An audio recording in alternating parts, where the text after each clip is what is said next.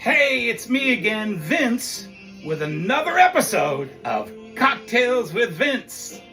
Hey, hope you're enjoying the new season. Maybe you're mixing and matching the episodes. Maybe you're watching in order. Who knows? Anyways, it's time for another time-honored classic cocktail. This one goes way back to the 19th century. Yes, and the history of this cocktail is debated, but we'll let you research that. It's the Tom Collins. And what am I listening to while making a Tom Collins? My favorite musician named Tom. Of course, it's Tom Petty and the Heartbreakers. Live from the Fillmore. We got Free Falling on right now. Who knows what'll come on next? I got a little shuffle going on. Anyways, my history with the Tom Collins goes to the books by James Lee Burke, the Dave Robichaux novels. I'm a big detective fiction guy. And anyways, his pal and his cohort, Cleet, is always drinking the Tom Collins, and James Lee Burke would describe them, and I'm like, that just sounds so delicious. So I researched into them, and they're a gin cocktail. So I had this long history of gin. For my first cocktail ever was a gin and tonic when I was a teenager. And I made the mistake one day of drinking a couple of them on an empty stomach. Suffice to say, I didn't drink gin for decades, and I mean decades. It was just... So anyways, I started out by making a vodka Collins, an alternate version of the Tom Collins with vodka, which was delicious. But then I said, you know what, it's been decades, let me try making some gin cocktails. I made a gimlet with gin, that was good. I made the Tom Collins with gin, that was great, they're delicious. So we're gonna make the Tom Collins today. It's pretty simple, there's some minor variations. My version is kind of came from the book. And I, of course, add some Vince twists. So we're going to start with lemon juice. And, of course, I've freshly squeezed the lemon juice.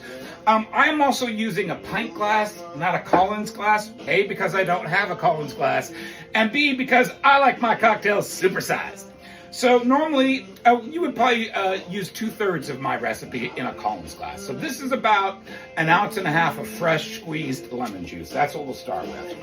Then that's going to be really tart, so we're going to sweeten it up with good old bartender's friend, some simple syrup. So I'm going to add approximately 3/4 of an ounce of simple syrup. Again, it's all about taste for you, whether you like it sweeter or tartar. I like mine generally a little sweeter. Okay. And then we're going to add our alcohol, which is gin. I've started off with Tanqueray, which was my gin back in the 80s when I was a teenager. Anyways, normally we use about a shot, which is always 2 ounces, so I'm going to give a shot. But for my supersized version, I'm going to give another ounce. Because I'm thirsty, I just took a long bike ride.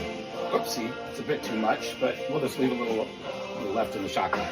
All right, now, the garnish is often a lemon wedge and a cherry. So we will definitely do a Bada Bing, my favorite brand of cherries, especially for Manhattans. So we'll add a Bada Bing. Oops, I added 2. Oops. Anyways, 1 is fine. I put 2 in there, so I'm not going to take it out. And my other addition is, instead of a lemon wedge, an orange wedge. And because I keep these for my special old fashions, my orange wedge is a blood orange. So I'm going to put that in there. And what I like to do is give that a little bit of a stir, kind of blend those little extra essences of the cherry and the orange in with the lemon and the gin. All right, so now what we're going to do is we're going to fill the glass with ice. Again, you get these recipes that say, oh, use exactly 2 ounces. I'm just like, fill the glass with ice.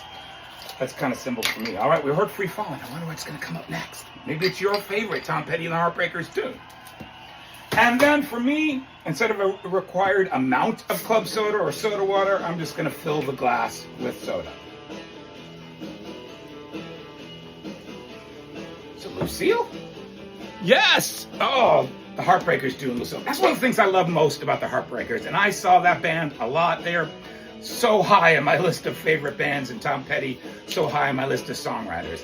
I love how they always did covers, which is why I mix my original songs with covers, because you know me, I want to be like Tom Petty and the Heartbreakers.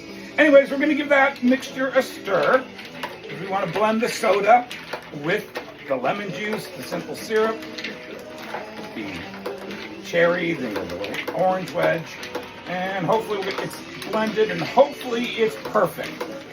But you know, you may have to adjust, you know, your simple syrup if it's still really tart, if you don't want something really tart. Oops, I lost an ice cube. All right, let's give it a taste.